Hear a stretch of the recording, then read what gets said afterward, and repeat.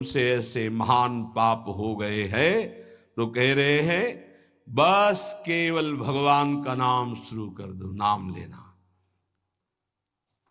हरिवंश महाप्रभु कहते हैं जैसे हरिवंश विचारिक मनुज देह गुरु चरण गही सकै तो सब पर पंच तज कृष्ण कृष्ण गोविंद कहे। कृष्ण कृष्ण कृष्ण गोविंद गोविंद गोविंद। जैसे लोग आके प्रश्न करते हैं हमसे पाप हो गए, क्या हम पवित्र हो सकते हैं? ध्यान से सुनो, ऐसे महत पाप हो जाने पर भी यदि आपके हृदय में लगा मेरे से पाप हो गया, अब मेरा उद्धार कैसे हो, तो गुरु चरणों का आश्रय लेकर नाम जपना शुरू कर दो, नया जन्म हो जाएगा।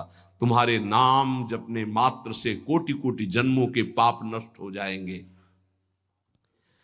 भगवान नाम के उच्चारण से मनुष्य की बुद्धि जैसी शुद्ध होती निष्पाप होती ऐसी और किसी साधना से नहीं।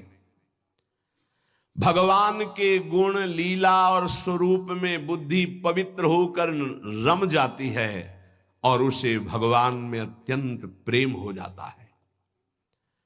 बड़े बड़े ब्रह्मवादी ऋषियों ने पाप हो जाए तो उसके प्रायश्चितों का वर्णन किया है। जैसे चंद्रायण व्रत है,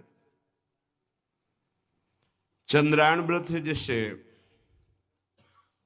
प्रतिपदा से शुरू हुआ तो एक कवल छोटा ग्रास, द्वितीया 2 कवल, तृतीया 3 कवल, अमावस्या 15, फिर अब 14, 13, 12, 11, 10, 9, 8, 7, 6, 5, 4, 3, 2, 1। पूरे महीने में ऐसे रहो, उसे कहते चंद्रायण व्रत।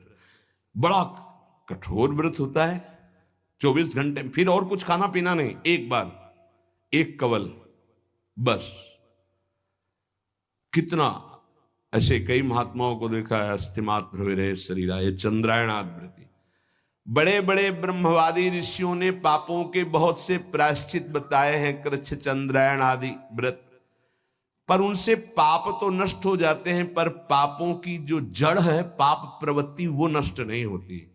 पर भगवान नाम उच्चारण से तो पाप और पाप की प्रवृत्ति दोनों का नाश हो जाता है। पवित्र कीर्ति भगवान के चरणारविंद में प्रेम हो जाता है। नैकांतिकम तद्धि निष्कृते मनः पुनर्धावति चेद सत्पथे तत्कर